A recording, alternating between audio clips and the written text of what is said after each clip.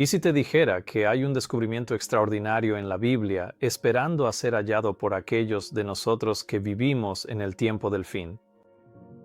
¿Y si te dijera que este descubrimiento, cuando se comprende, sacudiría y desafiaría a todo el mundo cristiano? ¿Y si te dijera que este descubrimiento es tan profundo, tan lleno de significado y trascendencia, y que presenta una imagen tan asombrosamente hermosa del carácter de Dios y del Evangelio que pocos han llegado a comprenderlo? Y luego, ¿qué pasaría si te dijera que este increíble descubrimiento fue predicho en la profecía bíblica y que le da un significado y una trascendencia insondables a la crisis de la marca de la bestia, en la que toda la humanidad está a punto de entrar? No puedo expresar con palabras la magnitud de este descubrimiento y el impacto que tendrá en todos nosotros. No importa si somos cristianos, musulmanes, brujos o ateos, esta crisis nos alcanzará a todos por igual. Y la pregunta a la que todos nos enfrentaremos es precisamente de lo que trata esta revelación que voy a compartir contigo ahora. En este video voy a comenzar con un solo versículo, luego lo voy a expandir y profundizar, y cuanto más nos sumerjamos en la palabra y más completa sea nuestra comprensión de este versículo, más intensamente brillará.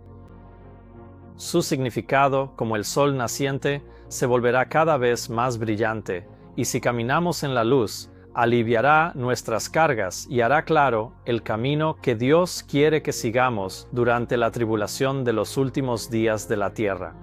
Comenzaremos con nuestro versículo clave de la Biblia en Hebreos capítulo 4, versículo 3.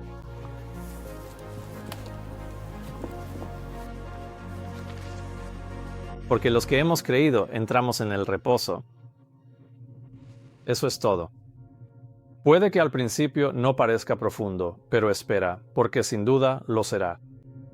A primera vista vemos que este versículo nos dice que si creemos en algo, entraremos en el reposo, o que ese reposo vendrá a nosotros como resultado de creer.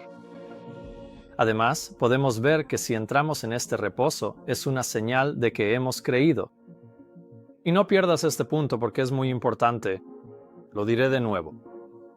Este versículo nos dice que si entramos en este reposo es una señal o símbolo de nuestra fe. Esa clave es el fundamento de todo este estudio.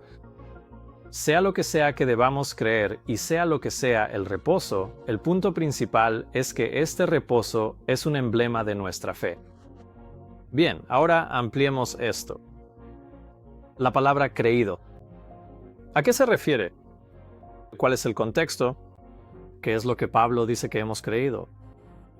Es fácil de responder porque la respuesta está en el versículo anterior.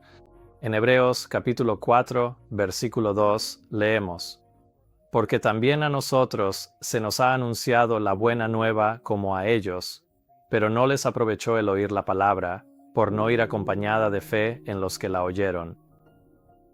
¿Qué fue lo que oyeron? Fue el Evangelio. El Evangelio es lo que se les predicó a ellos.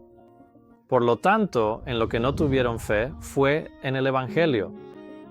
Y así, en el siguiente versículo, ahora entendemos que los que hemos creído en el Evangelio entramos en el reposo.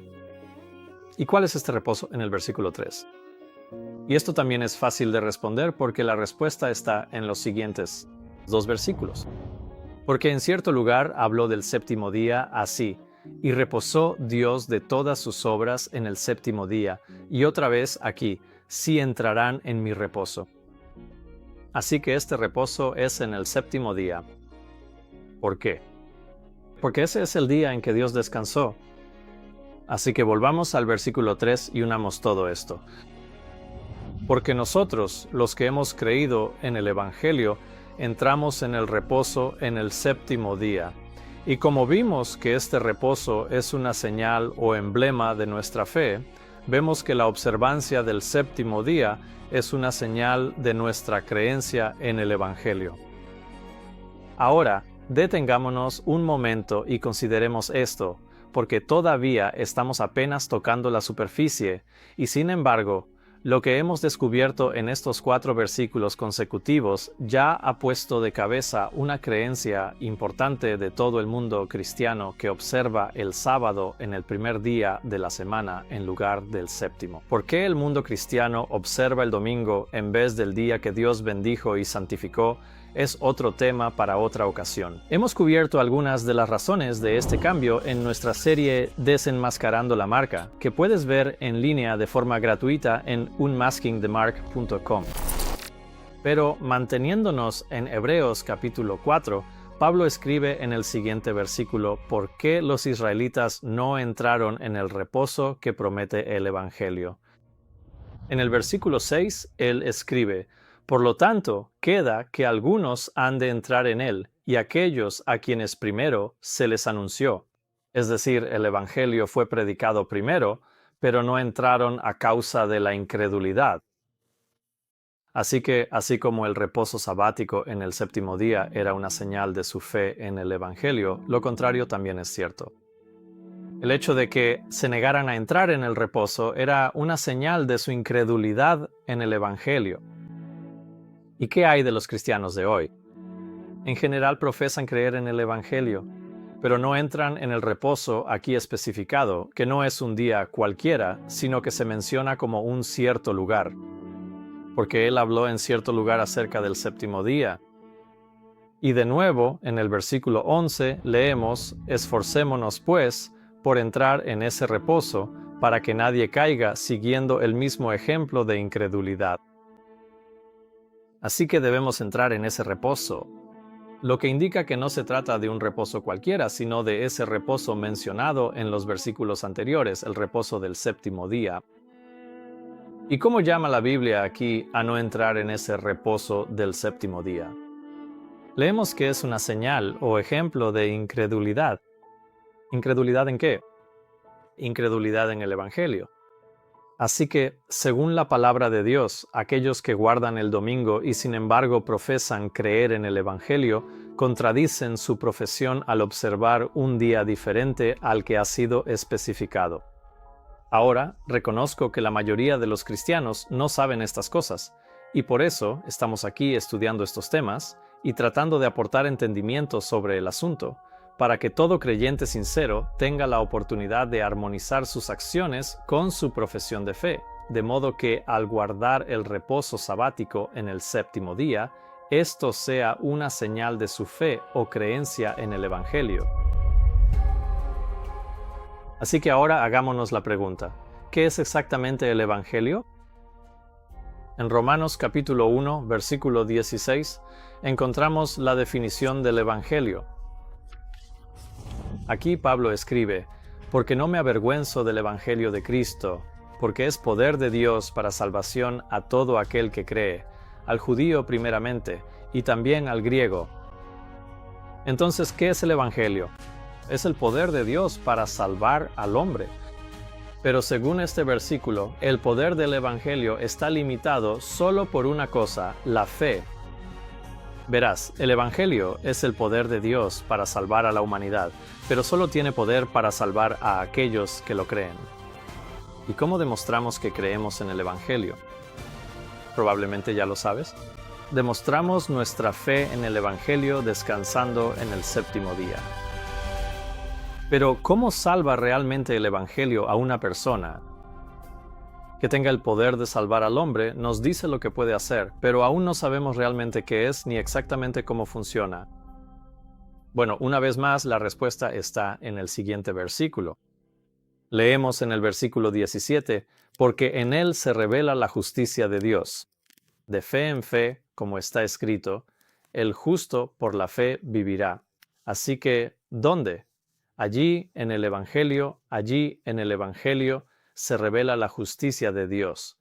Entonces, la palabra por qué también puede significar ya que, por lo que podría leerse fácilmente que el Evangelio es el poder de Dios para salvación, porque en él, es decir, en el Evangelio, se revela la justicia de Dios. Así que el poder del Evangelio para salvar a la humanidad se encuentra en que revela al hombre la justicia de Dios. Así que sigamos construyendo sobre Hebreos capítulo 4, versículo 3.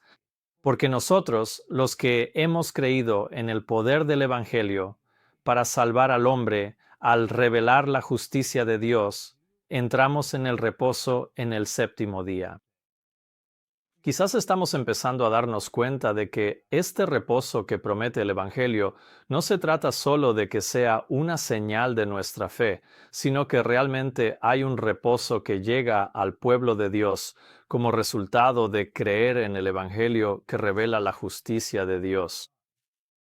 Así que ahora estamos empezando a comprender un poco más el significado de este versículo, pero aún queda mucho por descubrir.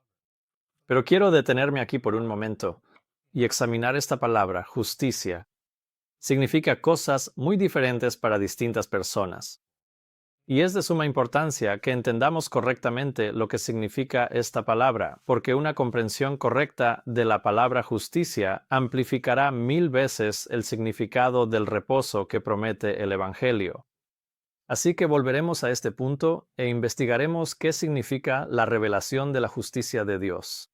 Pero primero necesitamos entender y definir correctamente a partir de la Biblia lo que significa la palabra justicia. Así que comencemos en Romanos capítulo 3, versículo 10. Como está escrito, no hay justo, ni aun uno. Y en el versículo 12, todos se desviaron del camino. Juntos se han hecho inútiles. No hay quien haga lo bueno, no hay ni siquiera uno. Y esto es un ejemplo de paralelismo hebreo, donde se repite el mismo pensamiento, pero expresado con palabras ligeramente diferentes. Pero estas diferentes palabras nos ayudan a entender mejor el significado. Así que el hecho de que la Biblia diga que no hay justo ni aun uno, y luego repita el mismo pensamiento diciendo que no hay quien haga lo bueno, no hay ni siquiera uno, nos muestra que la justicia es hacer el bien o hacer lo correcto. En resumen, la justicia es hacer lo que es correcto. ¿Y cuál es el estándar que define lo que es correcto? Encontramos la respuesta a esa pregunta en el Salmo 119-172, que dice: Mi lengua hablará de tu palabra, porque todos tus mandamientos son justicia. Así que los 10 mandamientos de Dios definen lo que es correcto o lo que es justicia. Por lo tanto, hacer aquello que está en armonía con los 10 mandamientos es lo que la Biblia llama justicia. En resumen, es obediencia. La obediencia a los 10 mandamientos es justicia. Mira Deuteronomio, capítulo 6, versículo 25. Aquí leemos: Y será nuestra justicia si cuidamos de poner por obra todos estos mandamientos delante del Señor nuestro Dios, como Él nos ha mandado. Así que si guardamos u obedecemos los mandamientos, eso será nuestra justicia. Cuando obedecemos los 10 mandamientos, estamos haciendo lo que es justo porque estamos actuando en armonía con la ley de Dios. Mira también 1 Juan capítulo 3, versículo 7. Así como Él es justo. En pocas palabras, el que hace justicia es justo porque está haciendo lo correcto, según los 10 mandamientos de Dios. Ahora sé lo que estás pensando, no somos salvos por nuestra obediencia a los mandamientos de Dios. Y eso es cierto. Todos sabemos lo que escribió Isaías sobre esto, diciendo: Pero todos nosotros somos como cosa inmunda, y todas nuestras justicias como trapo de inmundicia. ¿Por qué toda nuestra obediencia equivale a trapos de inmundicia? Porque somos criaturas nacidas con naturalezas corrompidas por el pecado. Y cuando Dios mira nuestras vidas, no pesa todas nuestras buenas obras contra todos nuestros pecados. Muchos piensan que si todas mis buenas obras superan a todos mis pecados al final de mi vida, saldré bien en el juicio. Pero Dios no mide las cosas usando esas balanzas.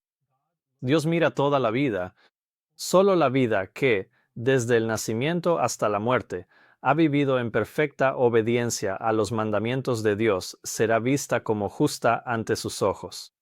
Solo un solo pecado, solo una mentira, una mirada lujuriosa, una acción egoísta es suficiente para manchar nuestro historial de vida y excluirnos del cielo. Y tiene que ser así para preservar la perfección, la belleza y la armonía que existen en el cielo.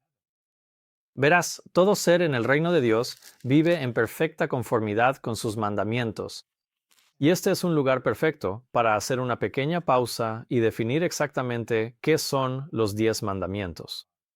Porque a menudo se ven como una lista de reglas arbitrarias que Dios nos ha impuesto y que, en el mejor de los casos, son una carga, si no son completamente resentidas. Pero el principio de la ley de Dios que la gente no entiende es que estos 10 mandamientos son una definición de amor. La Biblia nos dice que Dios es amor y lo mismo aplica para la ley de Dios. Leemos en Romanos capítulo 13 que el amor no hace mal ni daño a su prójimo, y por lo tanto el amor es el cumplimiento de la ley. Cumplir la ley no significa abolirla, significa vivir conforme a ella. Verás, Jesús dijo, no penséis que he venido para destruir la ley o los profetas. No he venido para destruir, sino para cumplir. Él dijo esto porque sabía que todo el mundo cristiano, al final de los tiempos, pensaría que Él vino a abolir la ley. Pero no, Él vino a cumplir la ley, lo que significa que vino a vivir una vida en perfecta armonía con ella. Verás, Jesús dijo en Juan capítulo 15, versículo 10, Yo he guardado los mandamientos de mi Padre. Y al guardar los mandamientos de Dios, Él cumplió la ley del amor. Vivió una vida que satisface cada requisito de la ley de Dios. En 1 Corintios capítulo 13 leemos acerca de este amor en el versículo 5, que el amor no hace nada indebido, no busca lo suyo, no se irrita fácilmente, no piensa el mal. Así que el amor no busca lo suyo. En otras palabras, el amor es desinteresado, es altruista, busca el bienestar y el beneficio de los demás por encima del propio. Así que cuando leemos que el amor es el cumplimiento de la ley, podemos entender que el desinterés es el cumplimiento de la ley.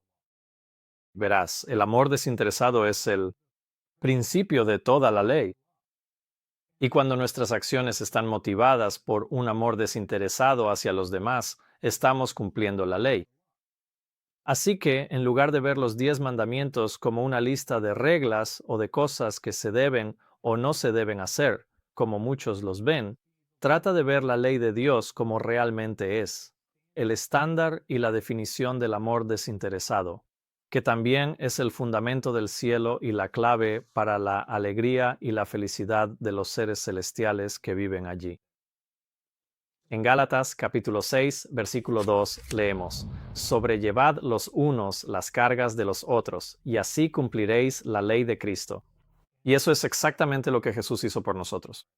Él vino a cargar con nuestro peso del pecado, viviendo una vida perfectamente desinteresada al obedecer los 10 mandamientos de amor de Dios. El Rey de Reyes y el Comandante del Cielo se rebajó para convertirse en un indefenso infante humano, no nacido en un palacio, sino en un pesebre. Sin embargo, Herodes se esforzó con todo el poder de su ejército para matarlo. Sin embargo, cuando comenzó su ministerio como adulto, sanó a los cojos, dio voz a los mudos, abrió los ojos de los ciegos, hizo que los lisiados saltaran de alegría y pronunció palabras de consuelo y ánimo a los que sufrían y estaban afligidos. Jesús soportó una intensidad de tentación y sufrimiento en el desierto desconocida para cualquier hombre. Y cuando el diablo le dijo, si eres el Hijo de Dios, ordena que esta piedra se convierta en pan. Jesús se negó porque sabía que si usaba sus poderes divinos para salvarse a sí mismo, sería un acto egoísta. Y como resultado, su historial de vida perfecta se rompería y la raza humana estaría perdida para siempre. Jesús se comprometió a venir a la tierra para vivir como un hombre y sufrir como un hombre, y aún así ofrecer una obediencia perfecta a la ley de Dios como hombre y como ejemplo para la humanidad. Las Escrituras declaran que la apariencia de Jesús fue desfigurada más que la de cualquier hombre y su forma más que la de los hijos de los hombres. Sin embargo, Él vino para salvar al hombre y cargar con su peso y para señalarse a sí mismo como el único camino hacia el Padre. Aún así leemos que muchos de ellos decían, tiene un demonio y está loco. Después de que Jesús dio su primer sermón, leemos que todos los que estaban en la sinagoga, al oír estas cosas, se llenaron de ira y se levantaron, lo expulsaron de la ciudad y lo llevaron hasta la cima del monte sobre el que estaba edificada su ciudad para arrojarlo de cabeza. Sin embargo, Jesús calmó los mares tempestuosos que obedecían su voz y aún así lloró al ver el sufrimiento humano. Él resucitó a los muertos y reveló a la humanidad las simpatías y la compasión de su Padre en el cielo, señalándole siempre su bondad y deseando redimir a la raza que creó de la maldición del pecado. Cuando Jesús fue arrestado, leemos que todos los discípulos lo abandonaron y huyeron. Tan grande era el peso de los pecados del hombre sobre él en el huerto de Getsemaní, que comenzó a sudar grandes gotas de sangre.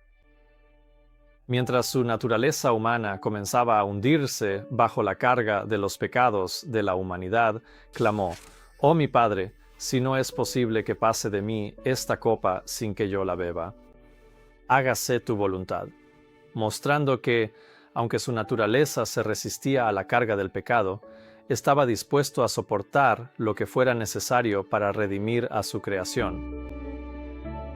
En su juicio, los sumos sacerdotes lo acusaron de muchas cosas, pero él no respondió nada. Ni siquiera se defendió a sí mismo, porque eso también sería egoísta. Fue burlado, ridiculizado y brutalmente torturado, pero no sucumbió a pronunciar ni una sola palabra egoísta en su defensa ni a responder con un solo acto egoísta. Porque un solo acto o palabra egoísta mancharía su vida y la raza humana se perdería. Él estaba en el mundo, y el mundo fue hecho por él, y el mundo no le conoció.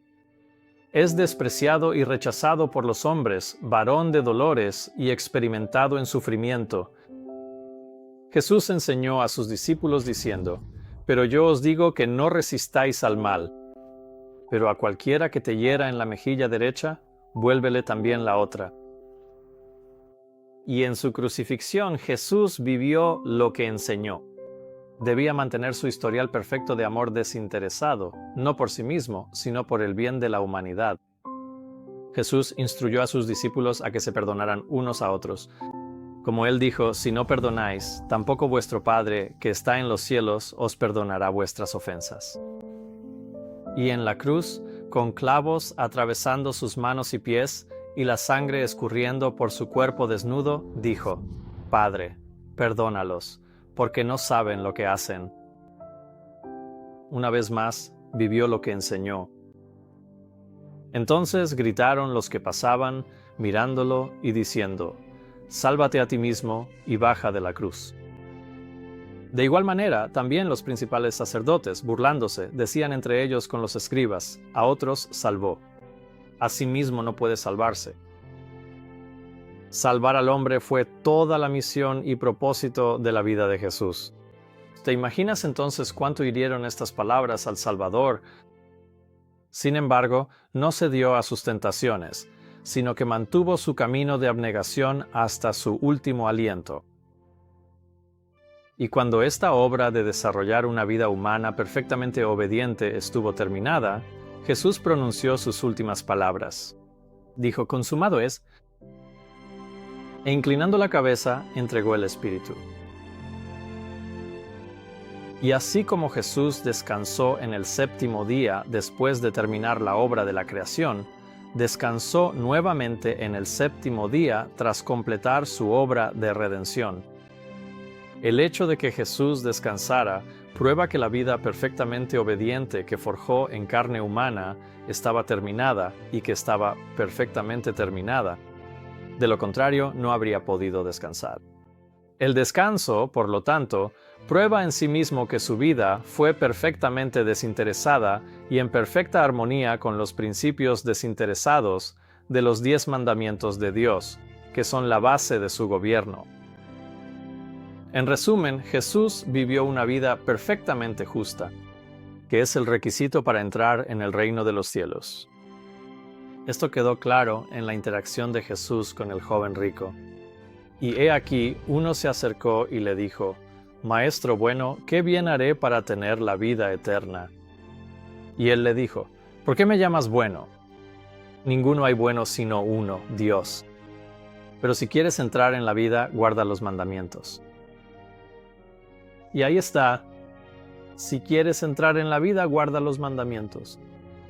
Y guardar los mandamientos significa una vida perfectamente desinteresada, sin mancha de egoísmo alguno. El cielo es completamente desinteresado. Y cualquier egoísmo en el cielo volvería a traer discordia al universo de Dios, como lo hizo Satanás al principio. El problema para ti y para mí es que no tenemos una vida perfecta de obediencia que ofrecer a Dios.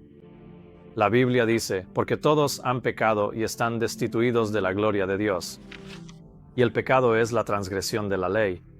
Y ya leímos como Pablo añadió, como está escrito, no hay justo ni aun uno. Así que ninguno de nosotros ha vivido jamás una vida justa. Incluso si obedeciéramos perfectamente los mandamientos de Dios desde hoy hasta nuestra muerte, eso no borraría el registro de los pecados que hemos cometido. Leemos acerca de los judíos que, como el joven rico, intentaron obtener la vida eterna por sus propias obras, esforzándose por sus propios medios en obedecer los mandamientos de Dios. Pero Israel, que seguía la ley de la justicia, no alcanzó la ley de la justicia. ¿Y cómo podrían obtener la justicia que la ley exige? Requiere una vida perfectamente desinteresada desde el nacimiento hasta la muerte.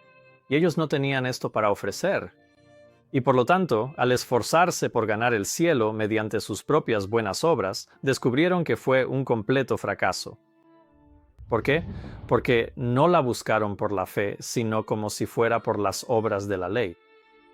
Pues tropezaron con esa piedra de tropiezo. Verás, ellos intentaron obtener la justicia que la ley exige a través de la obediencia a la ley. Y en vez de obtener la vida eterna, esto resultó en su ruina eterna. Entonces, ¿cómo podemos obtener una justicia perfecta que satisfaga todos los requisitos de la ley? Pablo nos dice en Romanos capítulo 5, por tanto, así como por la ofensa de uno, es decir, el pecado de Adán, el juicio vino sobre todos los hombres para condenación. Así también por la justicia de uno, que sería Cristo, el don gratuito, vino sobre todos los hombres para justificación de vida. Porque así como por la desobediencia de un solo hombre muchos fueron constituidos pecadores, así también por la obediencia de uno solo, muchos serán constituidos justos. Y aquí está la clave del mensaje del Evangelio. Recuerden, estamos definiendo la palabra justicia y hemos descubierto que se refiere a la obediencia a la ley de Dios.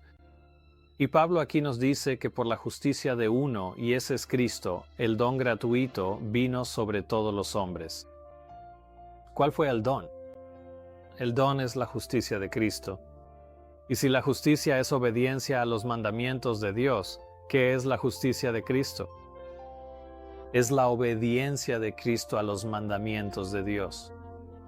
Este es exactamente el punto que Pablo está señalando aquí, porque él continúa, y ahí está la clave del Evangelio. Jesús ha vivido una vida perfectamente desinteresada y justa en armonía con la ley de Dios. Y Él te está ofreciendo este don de su obediencia perfecta, que satisface todos los requisitos de Dios para la vida eterna. Y solo puedes recibir este don gratuito de una vida perfectamente justa por medio de la fe en Jesucristo. Y así es como, por la fe en la obediencia de Cristo, muchos serán hechos justos. Pablo escribe, «Qué gracia tan asombrosa en verdad que en lugar de llevar ante Dios nuestra deserción, nuestros pecados y nuestras malas acciones, podamos, por medio de la fe, declarar su justicia, es decir, la justicia de Cristo, las buenas obras de Cristo, y que podamos declarar la justicia y la obediencia de Jesús como si fueran nuestras». ¡Qué don tan insondable! Una vez más, Pablo nos instruye a declarar, digo en este tiempo, su justicia. ¿Y cuál es el resultado de declarar su justicia? Que Él sea justo, es decir, que Dios sea justo, y el que justifica al que tiene fe en Jesús. Entonces, ¿cómo somos justificados en el tribunal celestial y ante los ojos de Dios y su ley? ¿Únicamente declarando la obediencia de Jesús, su justicia, como si fuera nuestra? Podemos, por la fe, presentar ante Dios los méritos de la obediencia de Cristo. Y Dios nos verá como si fuéramos justos y como si nosotros mismos hubiéramos vivido la vida perfectamente obediente de Jesús. Permite que tu mente y tu corazón contemplen la belleza de este regalo y lo que Jesús ha hecho por ti. En Filipenses capítulo 3, versículo 9, la Biblia dice: y ser hallado en Él, es decir, en Cristo, no teniendo mi propia justicia, que es por la ley, sino la que es por la fe de Cristo, la justicia que es de Dios por la fe.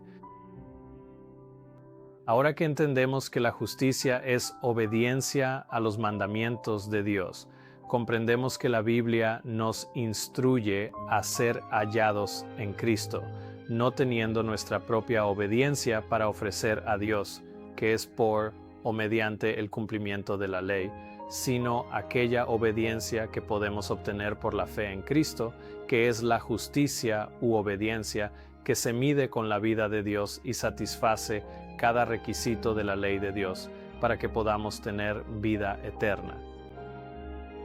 En Gálatas leemos: sabiendo que el hombre no es justificado ni hecho justo por las obras de la ley o por intentar guardar la ley, sino por la fe de Jesucristo. Nosotros también hemos creído en Jesucristo para que seamos justificados, es decir, hechos justos, por la fe de Cristo y no por las obras de la ley.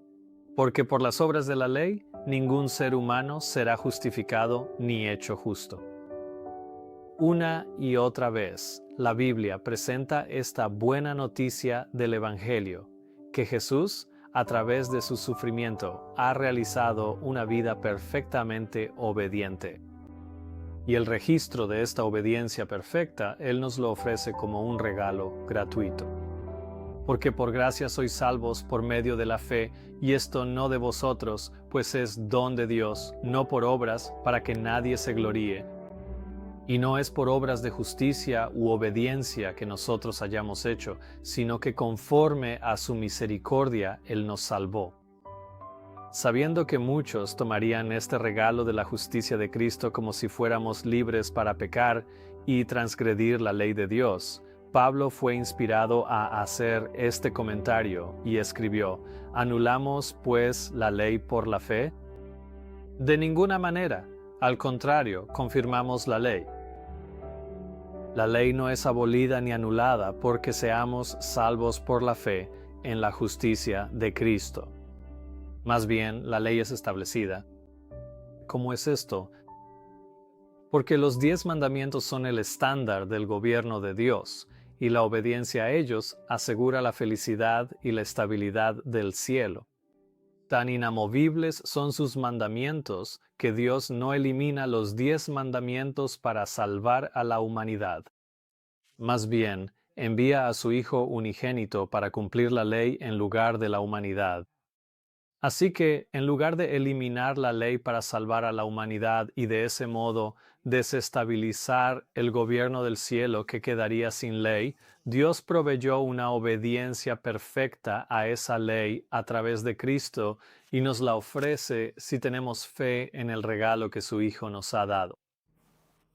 De hecho, tan inamovible es la ley de Dios que ni siquiera eliminó el requerimiento de su ley para salvar la vida de su Hijo unigénito.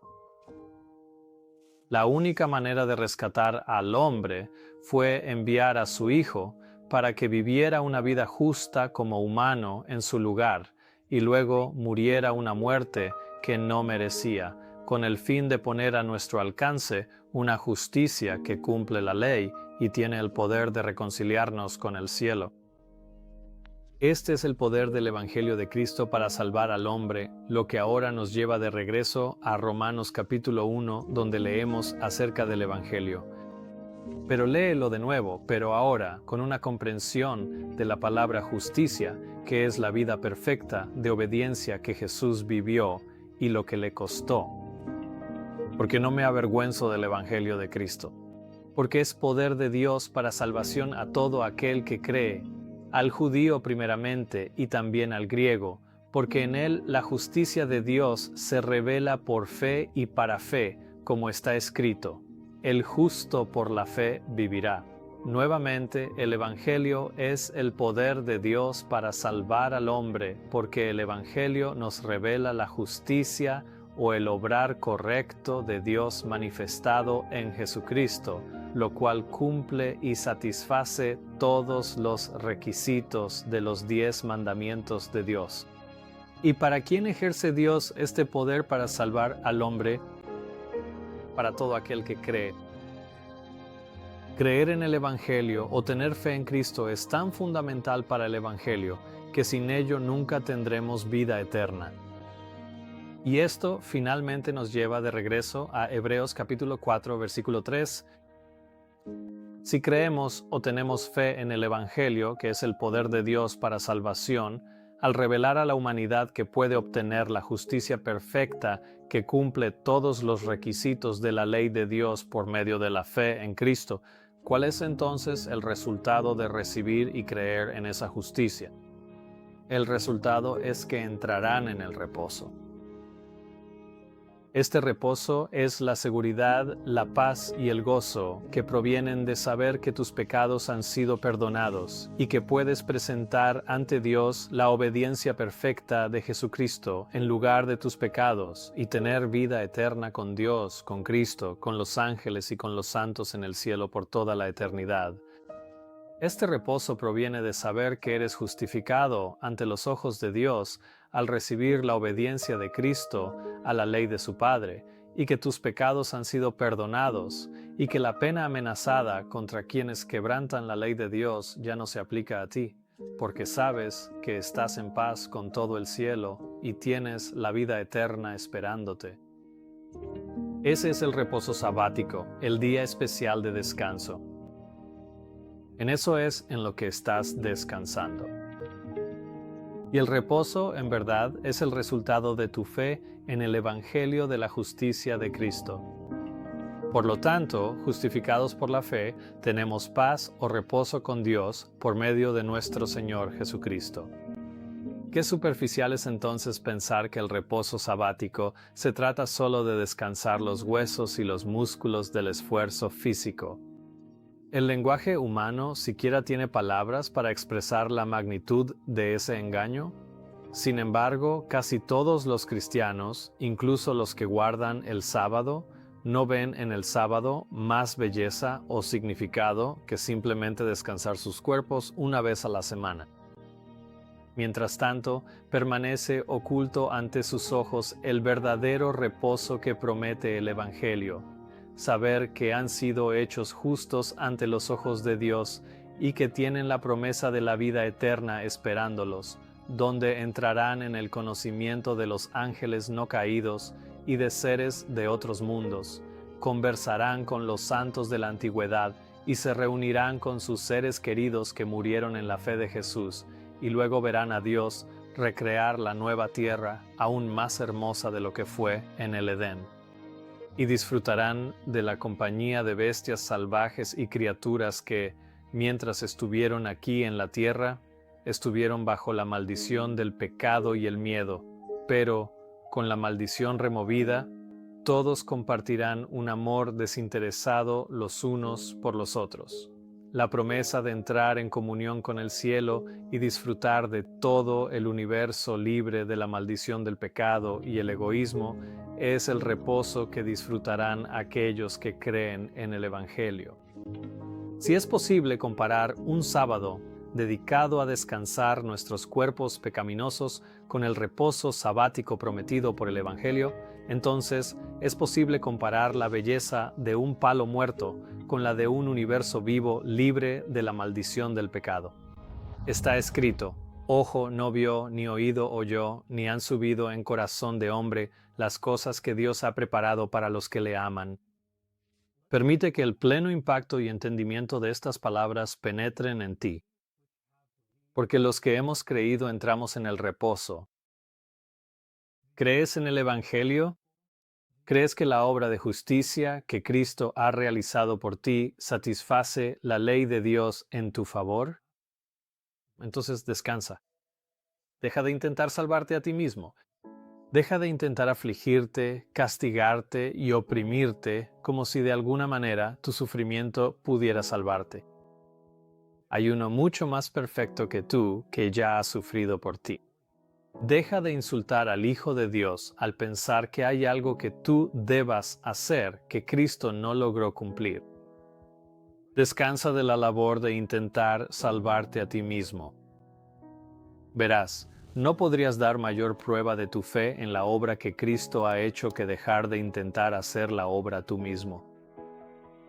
Por lo tanto, descansa de tus obras y descansa en la obra que ha sido realizada por ti. Porque los que hemos creído entramos en el reposo, y entramos en el reposo en el séptimo día.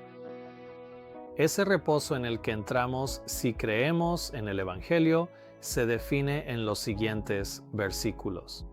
Porque habló en cierto lugar acerca del séptimo día de esta manera, y Dios descansó el séptimo día de todas sus obras, y en este lugar otra vez, si entrarán en mi reposo. ¿Por qué el séptimo día? Porque ese es el día en que Dios descansó después de terminar sus obras. Y Dios descansó el séptimo día de todas sus obras, y en este lugar otra vez, es decir, en el séptimo día, si entrarán en mi reposo. Verás, el sábado no se trata de que tú descanses de tu trabajo. Se trata de que entres en el reposo de Dios porque tienes fe en la obra que Dios hizo. Por eso el reposo sabático solo puede observarse en el séptimo día, porque solo cuando pones tu fe en la obra de justicia que Cristo vivió en tu favor, puedes entrar en el reposo que Jesús disfrutó al terminar esa obra. Dios no dice que el sábado es para que entres en tu propio reposo. Él dice en este lugar otra vez, es decir, en el séptimo día, si entrarán en mi reposo. Solo podemos entrar en el reposo de Dios al recibir la justicia de Dios, porque los que hemos creído entramos en el reposo. Y luego Pablo añade en el versículo 10, porque el que ha entrado en su reposo también ha cesado de sus propias obras, como Dios de las suyas.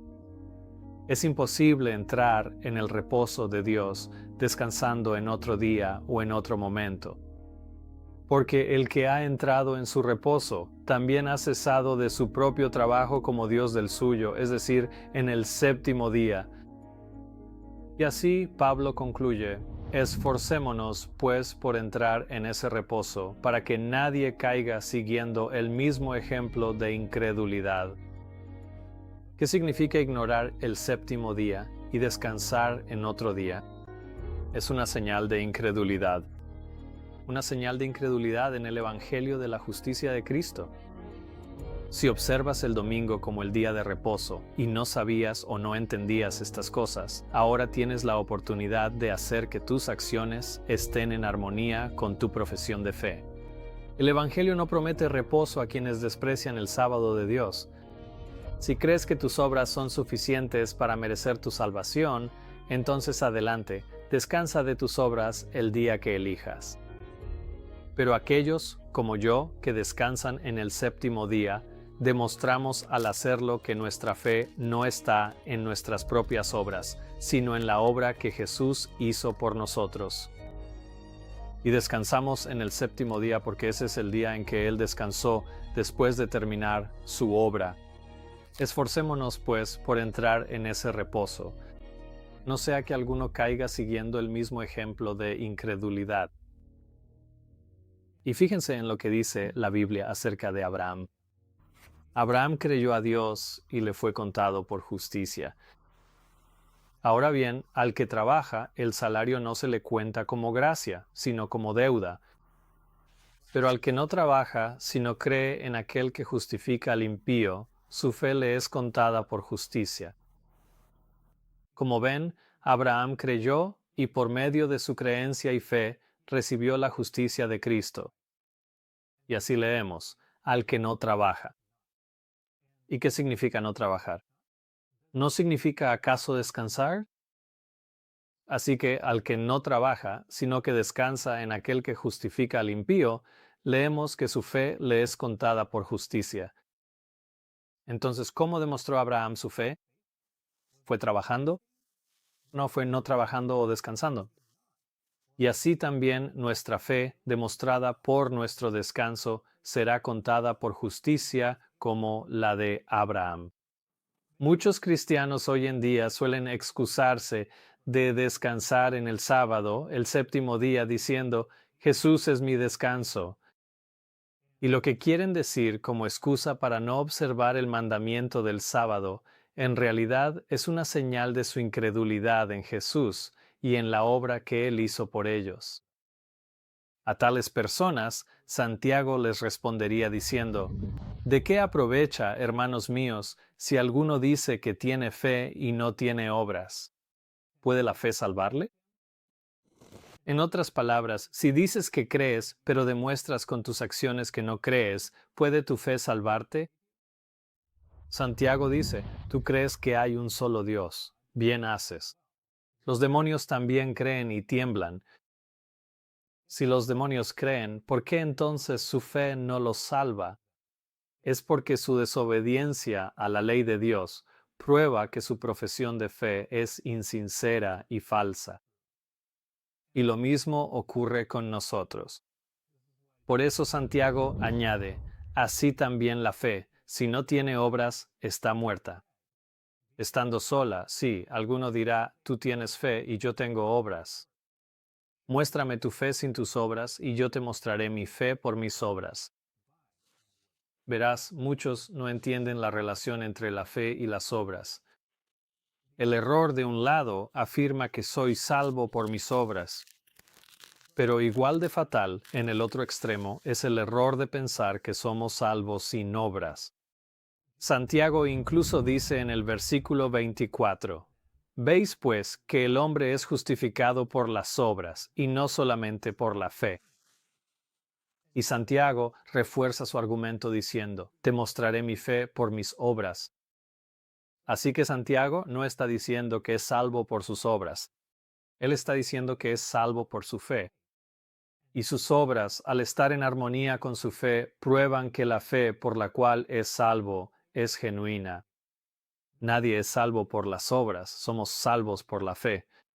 Pero las obras muestran si la fe es real o solo una profesión vacía. Él concluye usando el ejemplo de Abraham y dice, ¿ves cómo la fe actuó juntamente con sus obras y que por las obras la fe fue perfeccionada?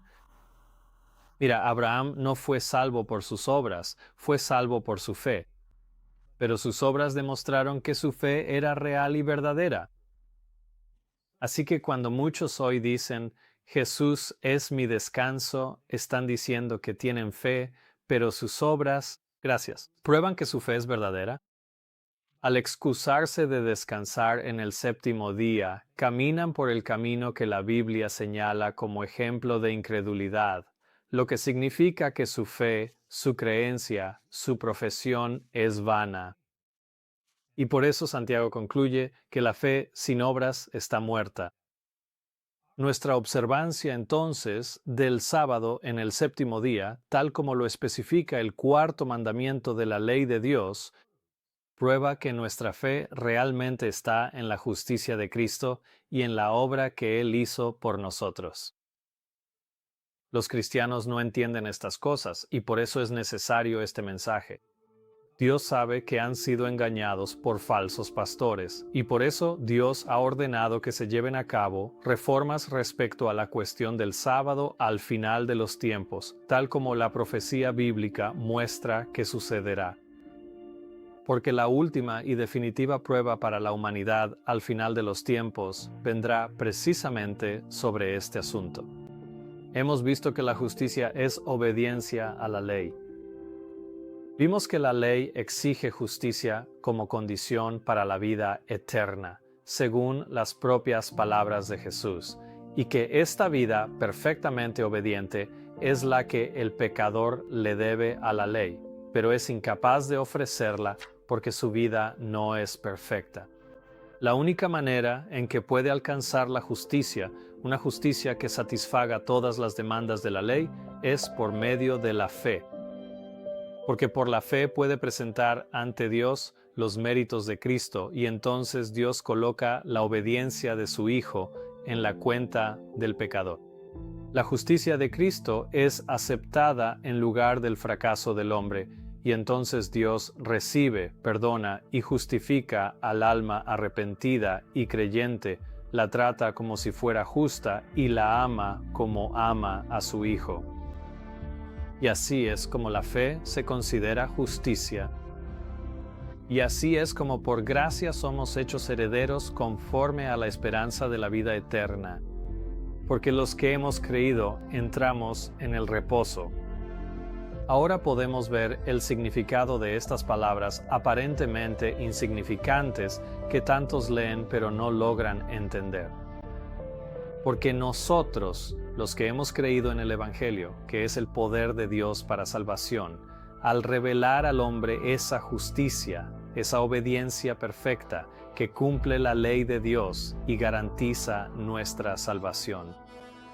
Si creemos en ese Evangelio y en la obra que Jesús realizó al vivir una vida perfectamente obediente llamada la justicia de Cristo, si creemos que Él hizo eso por nosotros, entonces entramos en el reposo en el séptimo día, porque ese es el día en que Dios y Jesús descansaron al terminar esa obra.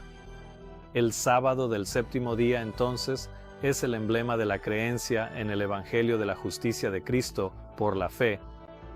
Es la demostración semanal de que nuestra fe no está en nuestras propias obras, sino en la obra de obediencia que Jesús realizó en nuestro favor. Y por eso descansamos en el día en que Él descansó al terminar esa obra.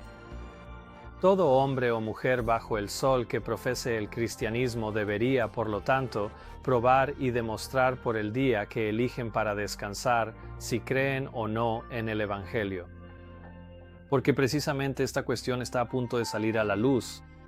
La crisis de la marca de la bestia promete que todo ser humano sobre la faz de la tierra será obligado por leyes económicas a decidir si honrará el sábado del séptimo día como señal de su fe en el Evangelio de Cristo por el cual son salvos, o si honrará el sábado falso del domingo, que es señal de su incredulidad en el Evangelio de Jesús y de su propia creencia en su propia obediencia a sus propias leyes para salvarse. Esta controversia envolverá a toda la tierra muy pronto. Y con este propósito, Dios envía 3 mensajes importantes a la humanidad justo antes de que Jesús regrese. Y el primero comienza con el último llamado de Dios al hombre para que acepte el Evangelio eterno entrando en su reposo. No puedes imaginarte la magnitud de esta crisis, y solo será comprendida por aquellos que entren en ella. Pablo dijo acerca del Evangelio, porque en él la justicia de Dios se revela. Y hay una profecía en el Antiguo Testamento que revela una gran reforma que tendrá lugar en los últimos días sobre esta cuestión. Y comienza declarando, así dice el Señor, guardad el juicio y haced justicia, porque mi salvación está por llegar. Eso está hablando de la segunda venida de Cristo. Y mi justicia por ser revelada.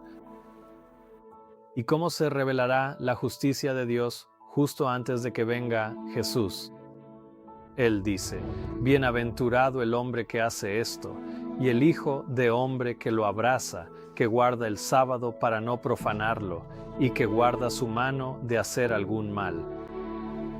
Muchos están acumulando armas, municiones, dinero y comida, y están llegando a extremos para protegerse de cualquier calamidad que pueda sobrevenir a la tierra. Pero no entienden que la última guerra en la tierra y la cuestión que decidirá el destino de sus almas depende de si creen o no en el Evangelio. En la segunda parte de este video continuaremos explorando esta crisis que vendrá sobre toda la tierra en los últimos días, que gira en torno a la imposición de la marca de la bestia y veremos cómo esto se relaciona con nuestra fe en el Evangelio y el descanso que promete. Con Biblias en nuestras manos, deberíamos saber que nosotros, los que hemos creído, entramos en el descanso en el séptimo día,